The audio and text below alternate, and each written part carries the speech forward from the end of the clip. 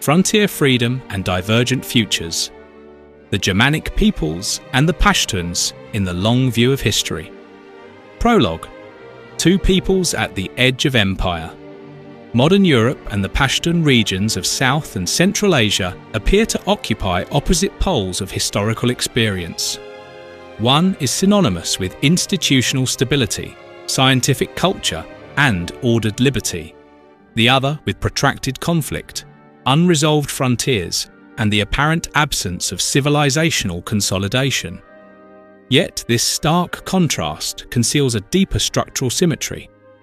Both the ancient Germanic peoples and the Pashtuns were encountered by empire, Roman and British respectively, as frontier societies defined by resistance, personal autonomy, and an uncompromising attachment to freedom. Both were described by imperial observers in strikingly similar language: brave to the point of recklessness, impatient with hierarchy, socially coherent yet politically fragmented. Both possessed ethical systems that privileged honour, hospitality, and blood retribution. Both were considered by their more civilized contemporaries as incapable of or unwilling to accept the discipline of statehood. And yet their trajectories diverged absolutely. The Germanic peoples, after centuries of migration, conflict, and absorption, became the foundation of European civilization. Their martial energies were gradually institutionalized, their customary freedoms transmuted into legal rights. Their resistance to authority evolved into constitutional constraints on power. The Pashtuns, by contrast, remain in many respects a frontier people still, possessing the same virtues and confronting many of the same structural dilemmas that confronted their ancestors.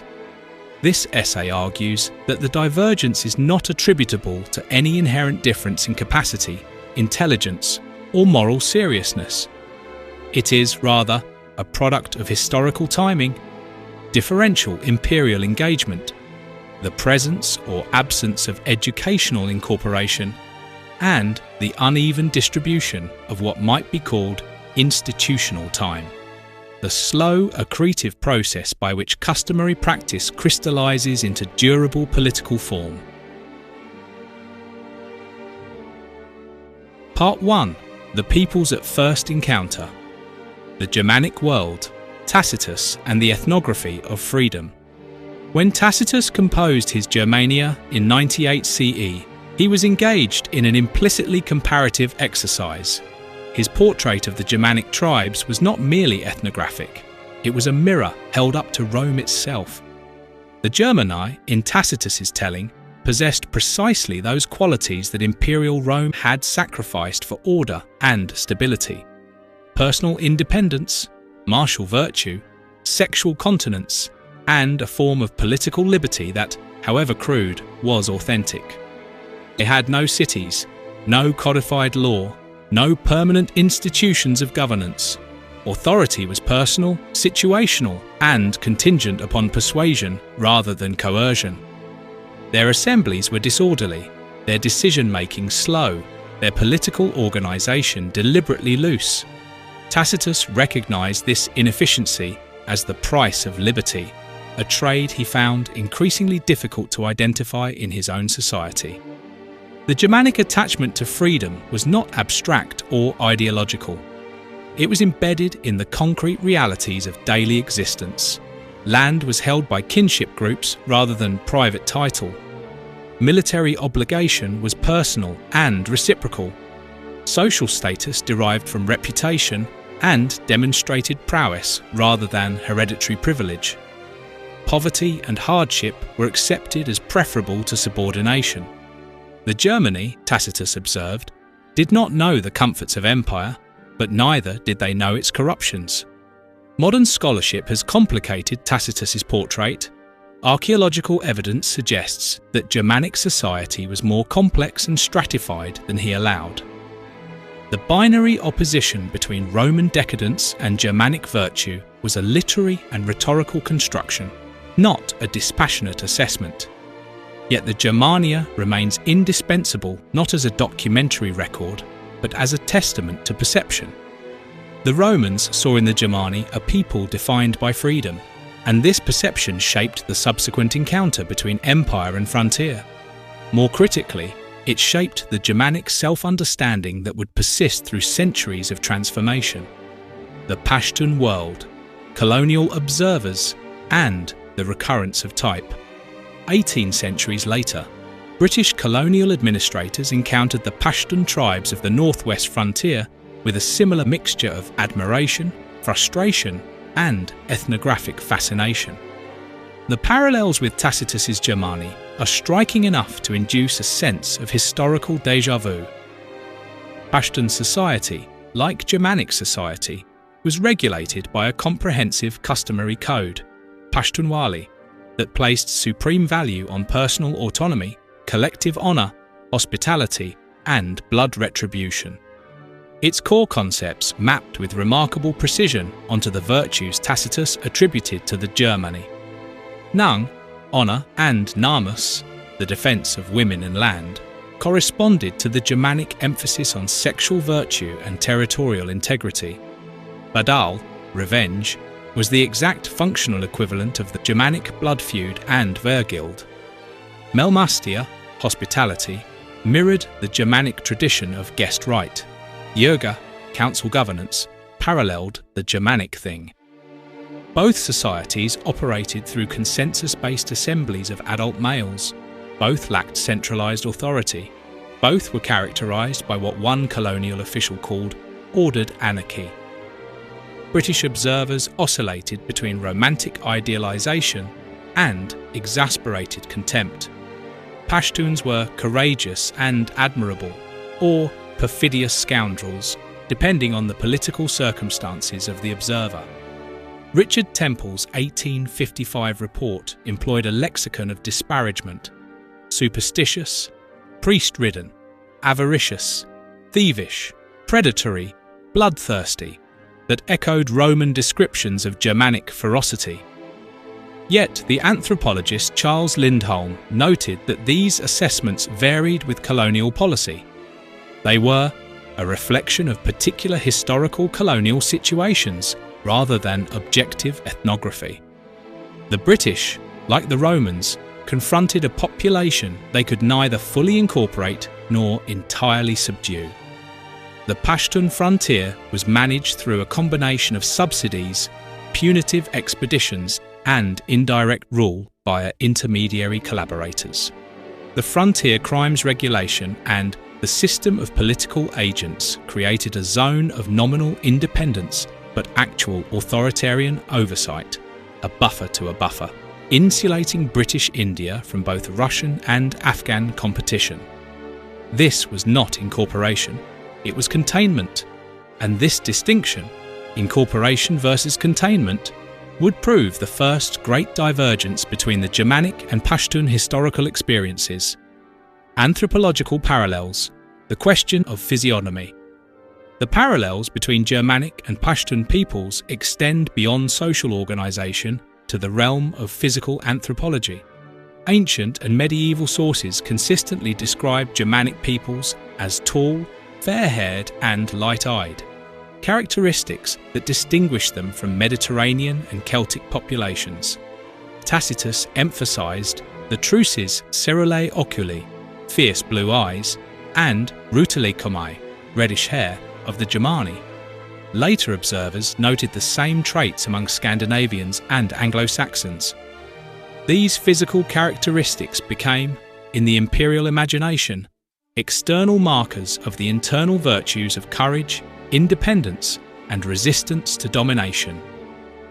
Pashtun physical types exhibit greater diversity, reflecting the population's location at the crossroads of Central Asia, Persia, and the Indian subcontinent. Predominantly Mediterranean Caucasoid in classification, Pashtuns typically display dark hair and eyes, yet the US Library of Congress Country Study notes that light hair and eye colours are not uncommon, especially among remote mountain tribes. Colonial ethnographers frequently commented on the presence of individuals with blonde or red hair and blue or grey eyes among Pashtun communities, particularly in the highland regions of Nuristan and the tribal agencies. These observations gave rise to speculative theories, now largely discounted, of Greek descent from the armies of Alexander or Scythian origins for Pashtun tribes. The significance of these physical observations is not genetic but perceptual. Both Germanic and Pashtun peoples were seen by their imperial contemporaries as possessing a distinct, even formidable, physical presence that corresponded to their reputations for martial prowess.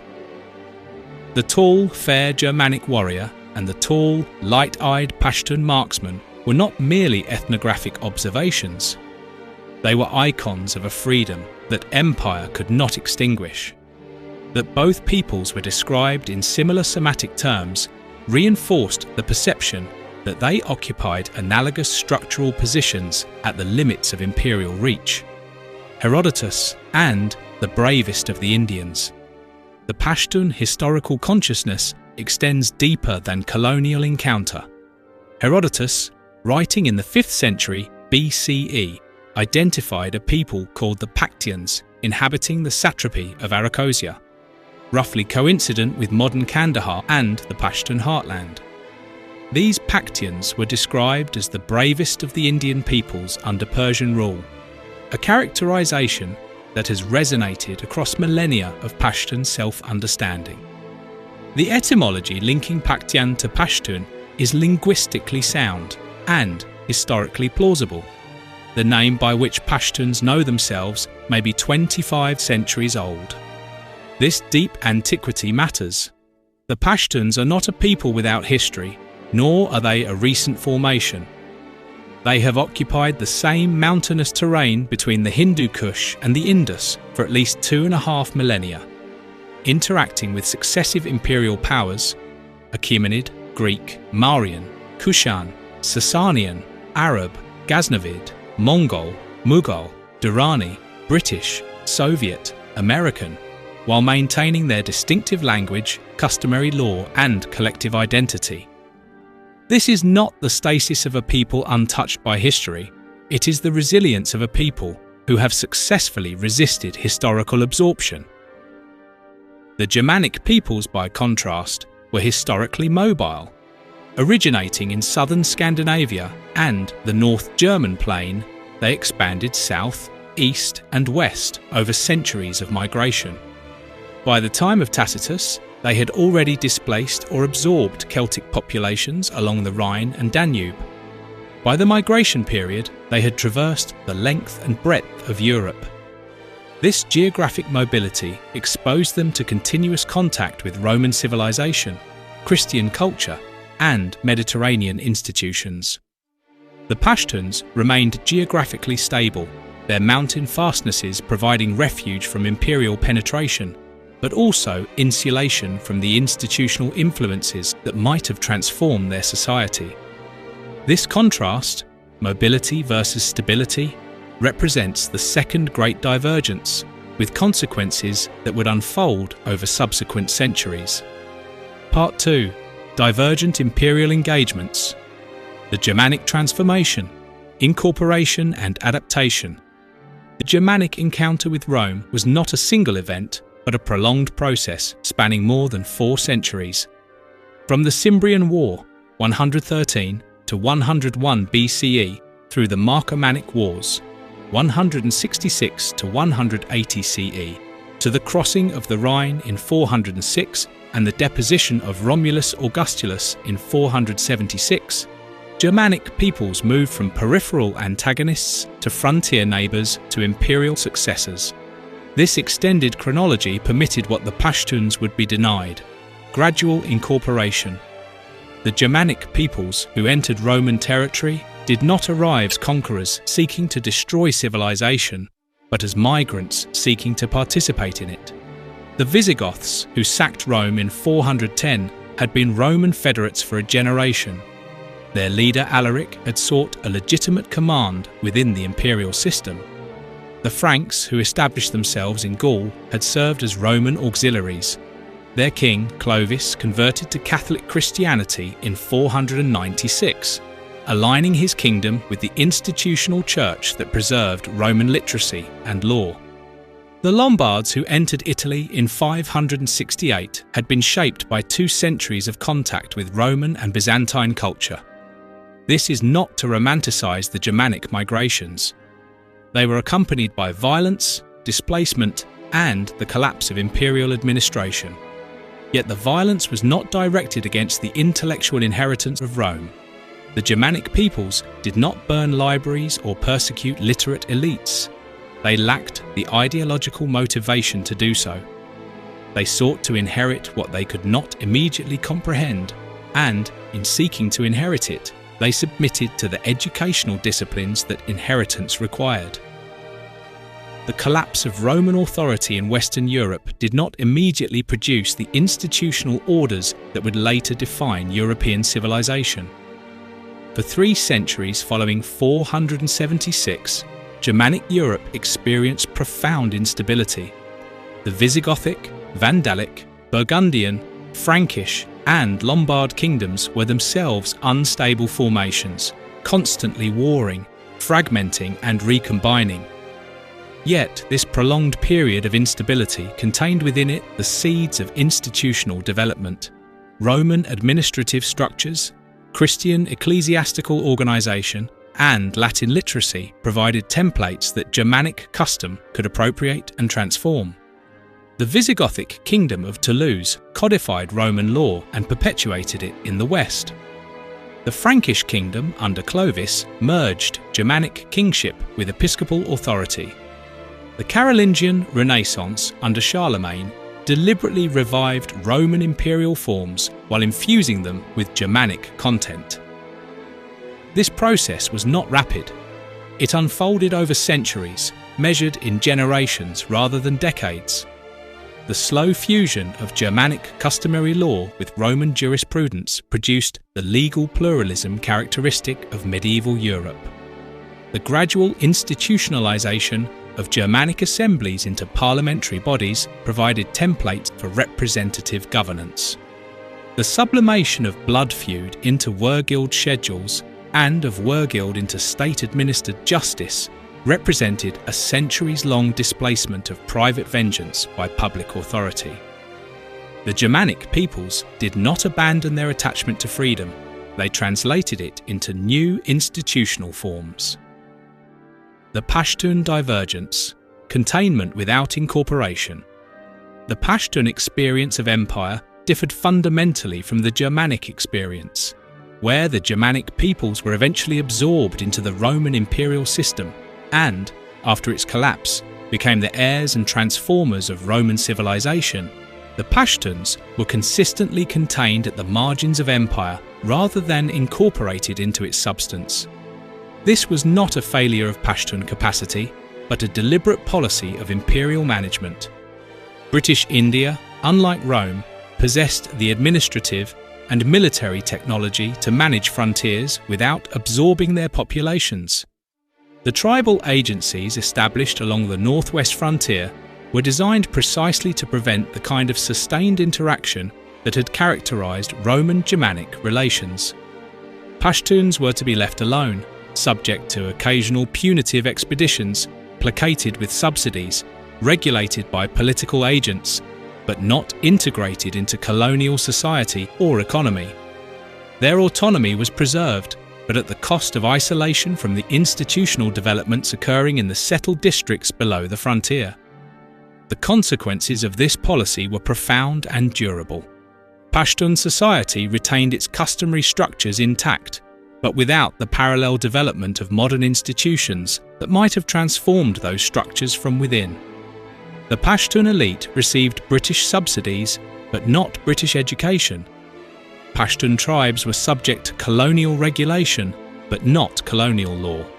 The Pashtun economy remained oriented toward pastoralism, subsistence agriculture, and cross-border trade rather than integration into imperial markets.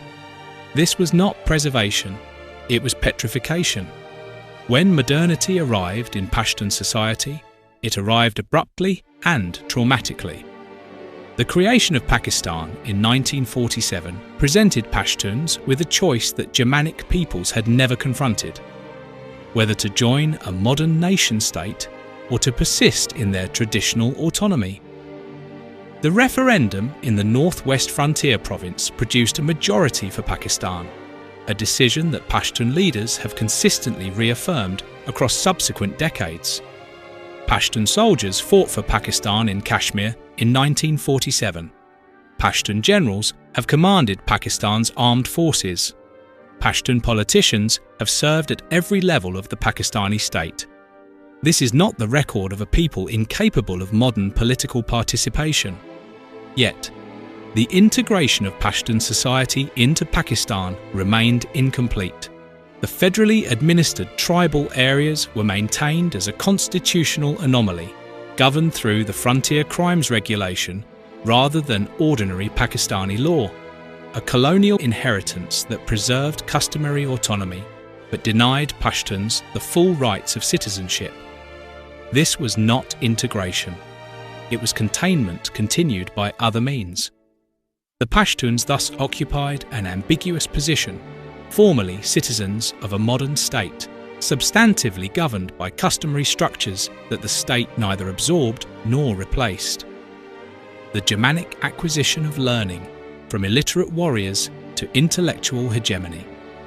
When the Visigoths sacked Rome in 410, they possessed no written language, no system of formal education, and no intellectual tradition comparable to the classical civilization they had encountered. Alaric's army could destroy what it could not read. It could not immediately appropriate what it had destroyed. The Germanic peoples stood at the threshold of classical learning as illiterate warriors confronting an inheritance they could neither comprehend nor employ. Yet within 3 centuries, this same people had produced Charlemagne's court school at Aachen, the Carolingian minuscule that preserved classical texts, and the cathedral schools that would evolve into the University of Paris. Within 8 centuries, a Saxon monk named Martin Luther would translate the Bible into a Germanic vernacular, effectively creating modern German literature while inaugurating the Reformation. Within 12 centuries, the universities of Germanic Europe, Heidelberg, Vienna, Leipzig, Tübingen, would rival and then surpass their Italian and French predecessors. Within 15 centuries, the German Research University would become the model for higher education worldwide, and German scientists, philosophers, and historians would dominate European intellectual life. This transformation was not spontaneous. It required the deliberate appropriation of classical learning through the agency of the Roman Church, which served as the institutional carrier of literacy, theology, and administrative technique. The Germanic peoples did not invent their own educational system. They submitted to the educational system of the civilization they had encountered. They learned Latin, the language of their former imperial masters, and through Latin gained access to Roman law, Greek philosophy, and patristic theology. They filled the monasteries and cathedral schools, gradually transforming these institutions from outposts of Roman continuity into engines of Germanic intellectual production. The critical point is this: the Germanic peoples became educated because education was presented to them as the price of participation in the institutional order they had inherited.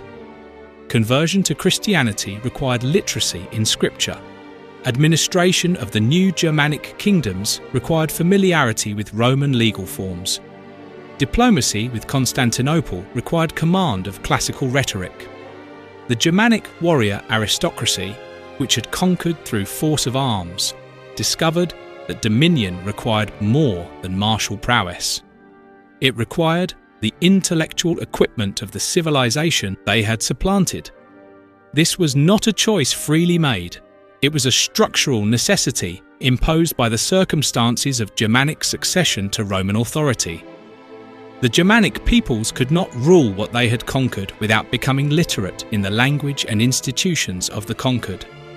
They submitted to education not as an abstract value, but as a concrete imperative of power. And in submitting to education, they transformed themselves from frontier warriors into civilizational architects.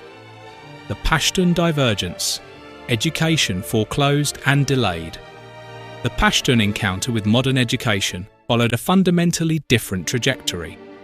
When the British consolidated their control over the northwest frontier in the late 19th century, they did not establish institutional infrastructure necessary for Pashtun participation in modern intellectual life.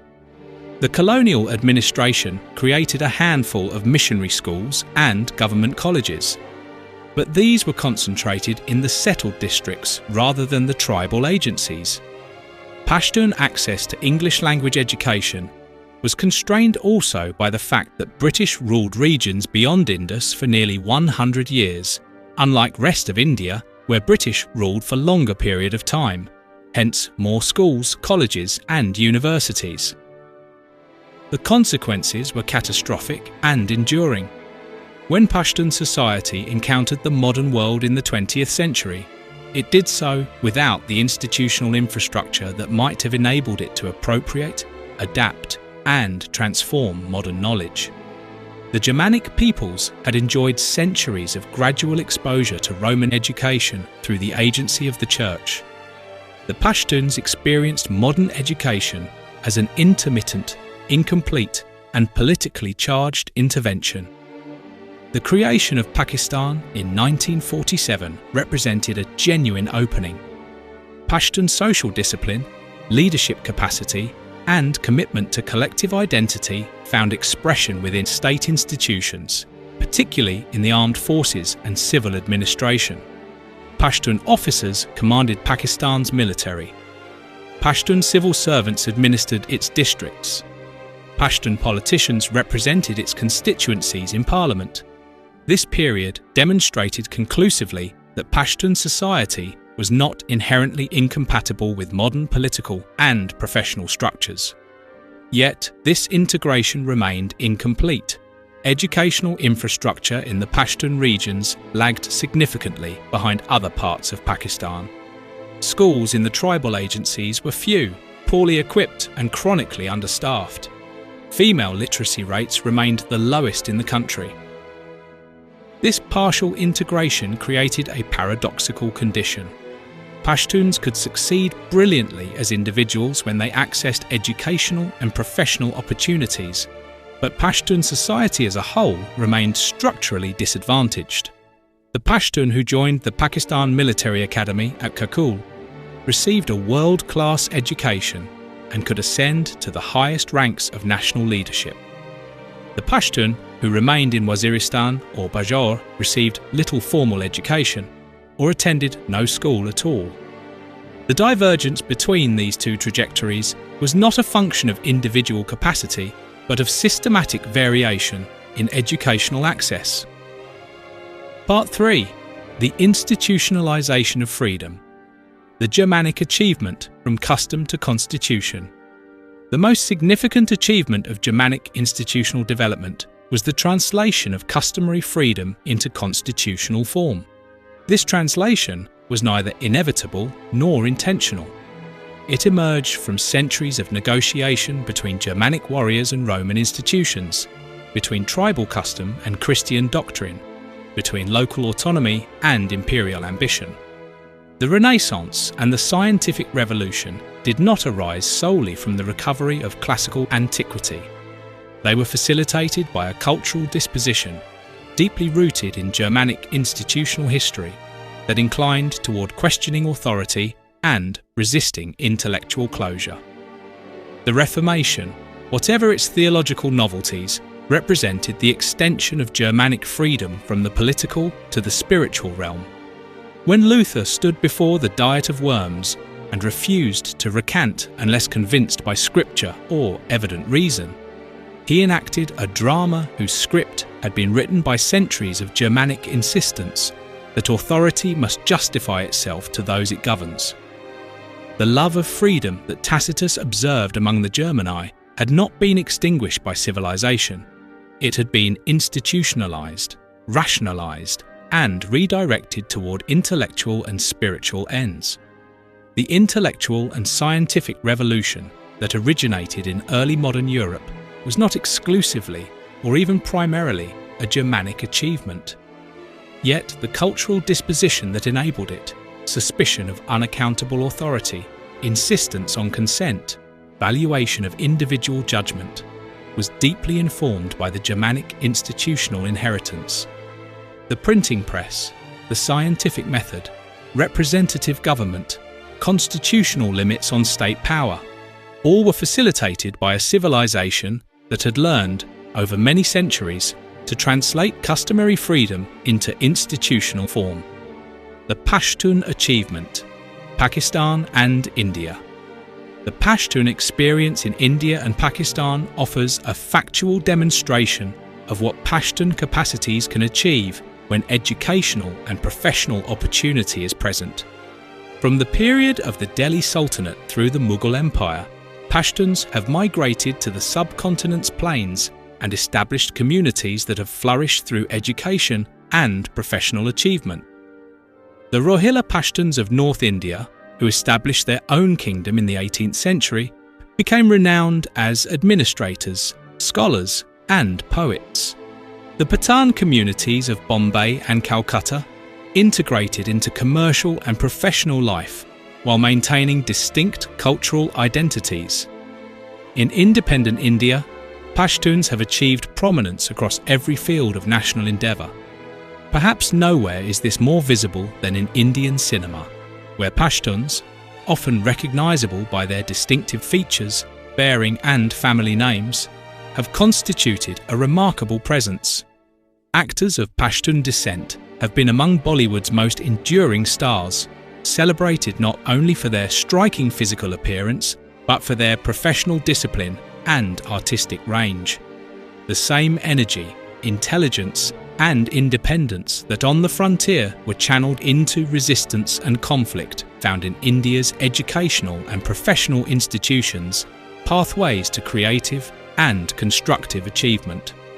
Within Pakistan, despite the structural disadvantages facing the tribal regions, Pashtuns have achieved distinction across multiple fields. In military service, Pashtun officers have risen to the highest ranks, including Chief of Army Staff. In civil administration, Pashtun bureaucrats have served as federal secretaries and provincial chief secretaries. In business, Pashtun entrepreneurs have built successful enterprises in transportation, real estate, and manufacturing.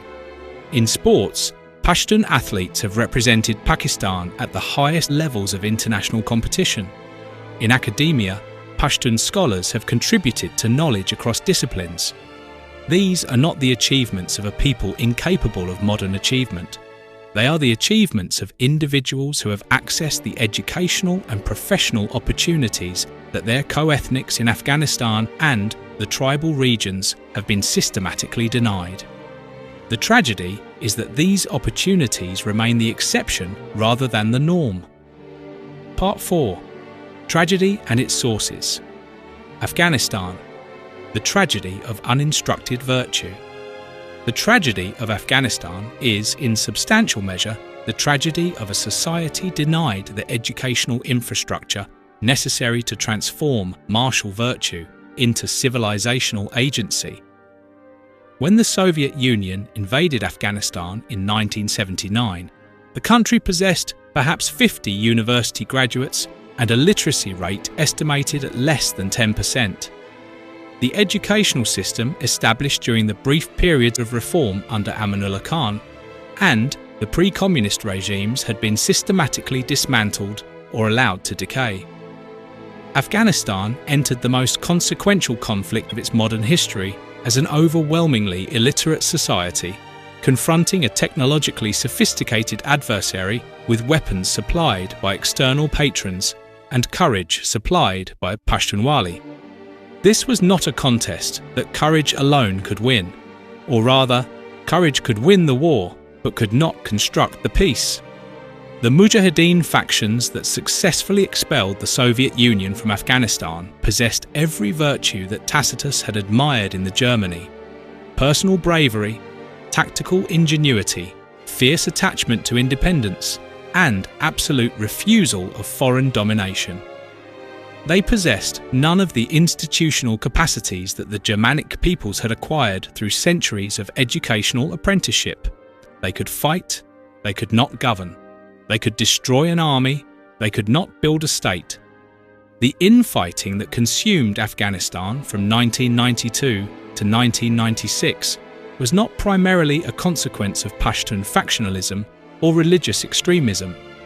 It was the predictable outcome of a society that had developed the military capacity to expel a superpower without developing the intellectual and institutional capacity to organize itself in the aftermath of victory. The Germanic peoples, after the collapse of Roman authority, had possessed the church as an institutional carrier of literacy, law, and administrative technique. The Afghan Mujahideen possessed nothing comparable. They had weapons, patronage, and the confidence born of improbable victory. They had no civil service, no judicial system, no educational infrastructure, no tradition of bureaucratic administration. They had won the war and lost the peace because they had never been educated for peace. The Soviet intervention introduced a further dynamic without parallel in Germanic history. External powers recognized the strategic value of Pashtun fighting capacity and mobilized it within a broader geopolitical struggle against Soviet expansion. The United States, Saudi Arabia, and Pakistan channeled resources, weapons, and ideological narratives into the Afghan resistance, transforming its scale, duration, and character. Pashtun courage and religious sincerity, previously bounded by local norms and customary constraints, were drawn into a global confrontation whose stakes were defined not by Pashtunwali, but by Cold War competition. Pashtuns without education became a pawn on the chessboard of international politics. The Taliban, when virtue consumes itself. The emergence of the Taliban in the mid-1990s represented a further tragedy. The mobilization of Pashtun virtue in service of a project that systematically negated the conditions of Pashtun flourishing. The Taliban movement drew its strength from the madrasas of Pakistan's Pashtun belt, educational institutions that provided literacy in religious texts while denying exposure to modern scientific, historical, and philosophical inquiry. These madrasas produced graduates who could recite the Quran but could not interpret it in light of changing circumstances, who knew the rules of classical Islamic jurisprudence but had never encountered comparative legal study, who were trained to preserve inherited tradition but not to adapt it to novel conditions. The Taliban's ideology and its approach to governance created a society that cannot generate the intellectual capital necessary for scientific, economic, or institutional development. It cannot train physicians, engineers, or administrators. It cannot participate in the global knowledge economy. It condemns itself to perpetual dependency on external expertise and perpetual vulnerability to external manipulation. The very virtues that sustained Pashtun resistance, courage, independence, honour, are mobilised in service of a project that makes Pashtun flourishing impossible. Virtue consumes itself. This was not the path that Pashtun history had to take. It was not ordained by Pashtunwali, which values hospitality, courage, and autonomy, but does not prescribe the systematic exclusion of women from education or the prohibition of modern learning. It was not required by Islam, whose history is replete with scholars and educators in its golden age, physicians, astronomers, mathematicians, philosophers, and jurists who pursued knowledge as a religious obligation. The Taliban's vision represents a radical departure from both Pashtun tradition and Islamic history, a distortion produced by decades of war, displacement, and educational deprivation. The tragedy of misapplied energy, from resistance to self-destruction. The most profound tragedy of contemporary Pashtun history lies not in the absence of Pashtun capacities, but in their systematic misdirection. The same qualities that enabled the Germanic peoples to become the intellectual and institutional architects of modern Europe, intelligence, courage, independence, physical vitality, social solidarity have, in the Pashtun context, been channeled into projects of futility and self-destruction. Part 5. Historical compression and the problem of time. Institutional time, the Germanic millennium.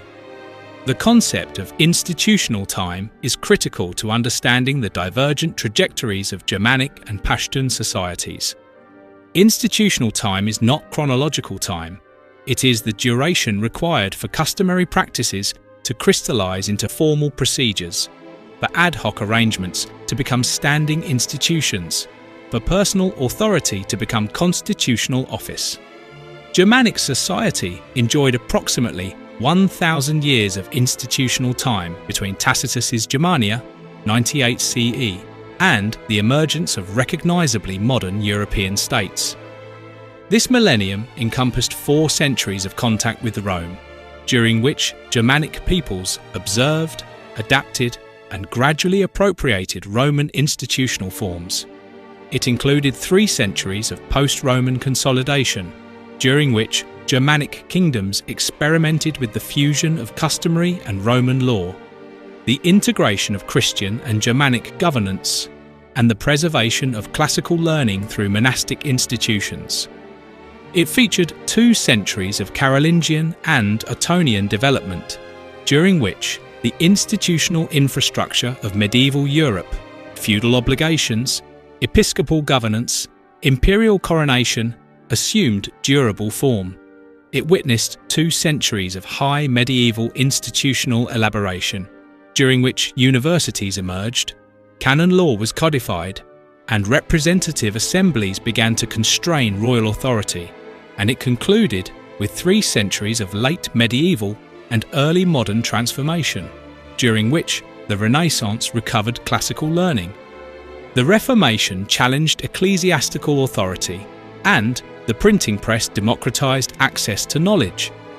This 1,000-year chronology permitted what the Pashtuns have been denied: the gradual accretion of precedent, the slow socialization of successive generations into new patterns of authority, the experimental adaptation of imported models to indigenous custom, and, most critically, the internalization of institutional disciplines as voluntary rather than imposed. The Germanic peoples did not awaken one morning to discover themselves capable of constitutional government. They became capable through centuries of practice, failure, and refinement. Historical compression, the Pashtun century.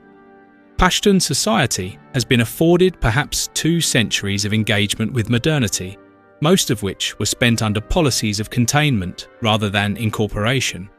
The Pashtun experience of institutional time is not merely abbreviated, it is fundamentally different in character. The chronology of Pashtun engagement with modern state structures is starkly compressed. British annexation of Punjab in 1849 established direct colonial administration on the Pashtun periphery, with the Frontier Crimes Regulation inaugurating a century of containment. Pakistan's independence in 1947 offered Pashtuns the opportunity to participate in a modern nation-state, yet the tribal areas were exempted from ordinary constitutional provisions. The Soviet invasion of Afghanistan in 1979 plunged Pashtun society on both sides of the Durand Line into 40 years of nearly continuous warfare. The Taliban's return to power in 2021 has resulted in the systematic dismantling of educational infrastructure. Within this compressed chronology, Pashtun society has been asked to accomplish what Germanic society required a millennium to achieve: the transition from customary autonomy to modern statehood, from oral tradition to mass literacy, from tribal organization to bureaucratic administration, from blood feud to rule of law. This is not a failure of Pashtun capacity, it is the impossibility of historical compression. No society can accomplish in decades what requires generations of institutional sedimentation. Germanic Europe experienced its crises sequentially: the fall of Rome, the Carolingian consolidation, the investiture controversy, the Reformation, the wars of religion, the Enlightenment, with each crisis generating institutional innovations that shaped responses to subsequent crises. Pashtun society has experienced these crises simultaneously, or in such rapid succession that no institutional learning could occur between them. The Pashtun who fought the British in 1919 might have been the grandfather of the Pashtun who fought the Soviets in 1980, the father of the Pashtun who fought the Americans in 2010, and the brother of the Pashtun who now confronts the Taliban's educational prohibitions in 2026. 4 generations of conflict, 4 generations of institutional disruption, 4 generations of deferred educational development. The Germanic peoples were fortunate in their enemies, who could neither fully conquer nor entirely ignore them, and who eventually provided the institutional templates that Germanic custom transformed over centuries. The Pashtuns have been less fortunate in their adversaries, whose modern capacities have enabled containment without incorporation, management without absorption, and the indefinite postponement of institutional development. This is not a moral judgment. It is a structural observation about the differential distribution of historical opportunity. Part 6: Civilizational Contribution and the Open Future. The question of civilizational contribution. The Germanic peoples, having transformed themselves over centuries of institutional development, proceeded to transform the world. The intellectual and scientific revolution that originated in early modern Europe was facilitated by a civilization that had learned to translate customary freedom into institutional form. The printing press, the scientific method, representative government, constitutional limits on state power, all were products of a historical trajectory that the Germanic people shared and shaped. The Pashtuns have not yet made a comparable contribution to global civilization. This is not a judgment on their capacities or their values. It is an observation about the distribution of historical opportunity. A society that has spent the past 2 centuries resisting absorption into successive imperial projects, Mughal, Durrani, Sikh, British, Soviet, American, has not enjoyed the conditions under which intellectual and scientific culture typically flourish. The energies that Germanic peoples devoted to institutional construction, the Pashtuns have been compelled to devote to institutional defense. Yet the Pashtun in Pakistan and India demonstrates what Pashtun capacities can achieve when circumstances permit. Pashtun professionals, scholars, artists and entrepreneurs have distinguished themselves wherever educational opportunity has been available. The same intelligence that on the frontier is channeled into tactical ingenuity becomes, in more favourable circumstances, scientific creativity. The same courage that sustains resistance becomes, in professional contexts, the willingness to innovate despite uncertainty. The same social solidarity that maintains tribal cohesion becomes, in urban settings, the networks of trust that enable commercial success. The question is not whether Pashtuns can contribute to civilization. They have already answered that question affirmatively.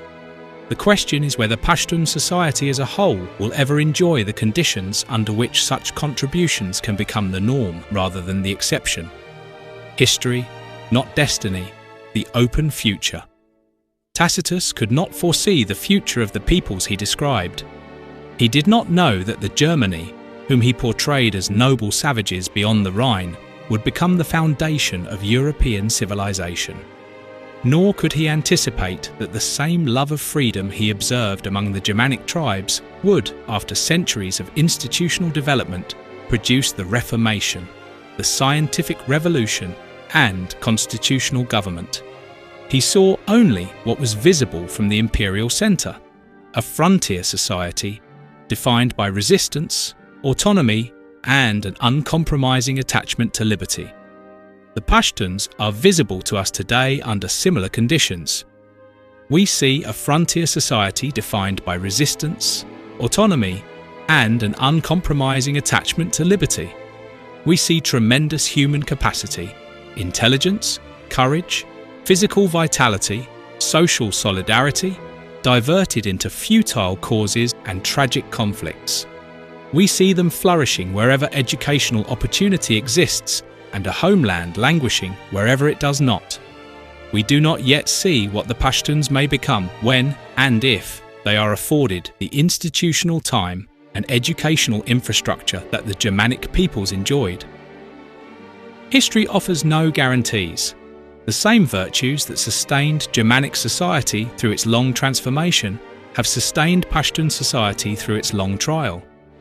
Whether these virtues will, in time, produce comparable institutional achievements is not predetermined. It depends on conditions that history has not yet supplied and outcomes that history has not yet recorded.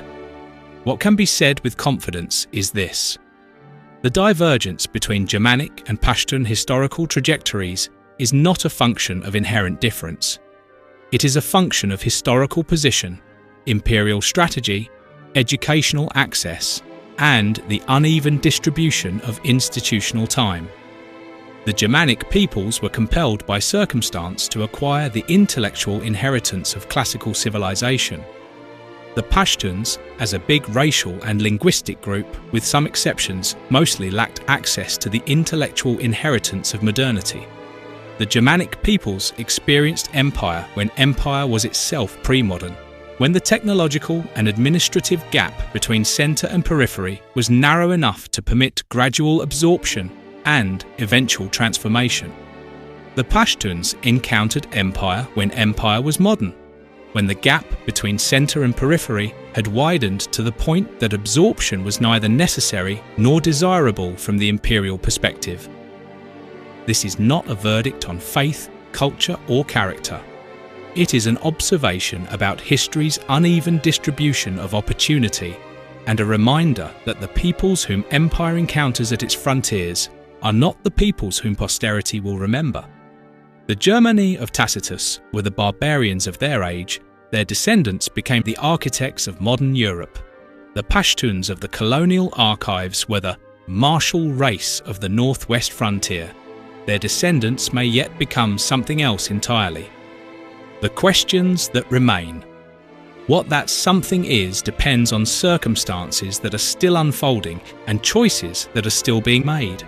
Will the energy and intelligence that now find expression in conflict find alternative expression in construction? The Pashtun diaspora demonstrates that such redirection is possible. The Pashtun, who might have fought foreign occupation, can design buildings, perform surgery, teach physics, or direct films. These are not lesser expressions of Pashtun identity. They are its translation into new forms appropriate to changed circumstances. The same courage that sustains resistance can sustain innovation. The same honour that demands revenge can demand excellence. The same independence that rejects domination can reject intellectual dependency. Will the courage that has sustained Pashtun society through millennia of trial be directed toward the conquest of ignorance rather than the perpetuation of grievance? This is the deepest question and the most difficult. Grievance is real. The history of imperial manipulation, broken promises, and systematic neglect is not imagined. Yet grievance alone cannot construct a future. The Germanic peoples had genuine grievances against Rome, centuries of predation, enslavement, and cultural condescension. They did not permit these grievances to define their relationship to Roman civilization. They appropriated what they needed, transformed what they inherited, and built something new from the ruins of what they had helped destroy. The long view of history teaches patience, humility, and the recognition that civilizations are not born but made, and that their making requires not only courage and intelligence, but also, and above all, education and time. The Germanic peoples received both.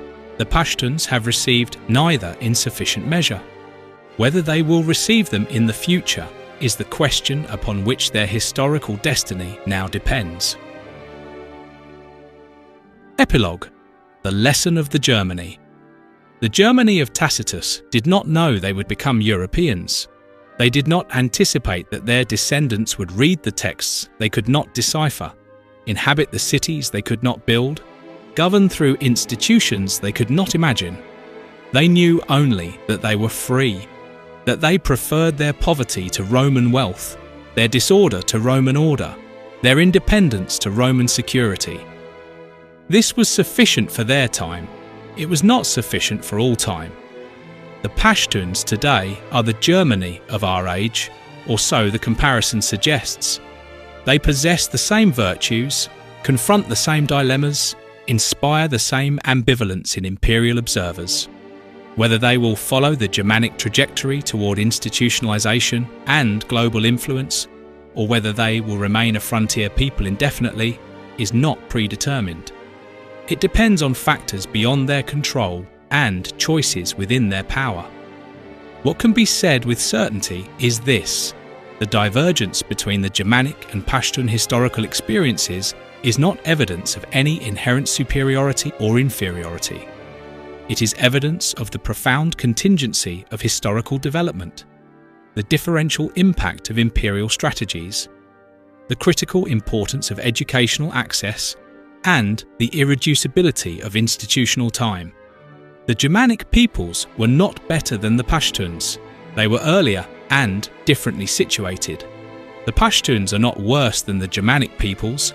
They are later and differently constrained. The long view of history thus offers neither consolation nor condemnation. It offers only perspective, the recognition that the peoples who inhabit the frontiers of empire in one age may inhabit the centres of civilization in another, that the virtues that sustain resistance may also sustain construction, and that the freedom which appears to empire as a problem to be managed may yet become, under appropriate conditions, a foundation for institutions that empire cannot imagine. Tacitus could not foresee the future of the Germany. We cannot foresee the future of the Pashtuns. We can only observe with humility and hope that history is longer than any single empire, any single conflict, any single generation. The Germani waited centuries for their transformation. The Pashtuns have waited less. Their story is not yet concluded. Its final chapters remain to be written. What they will write depends on the choices they make and the opportunities they receive. The long view of history teaches that both matter and that neither is ever finally determined.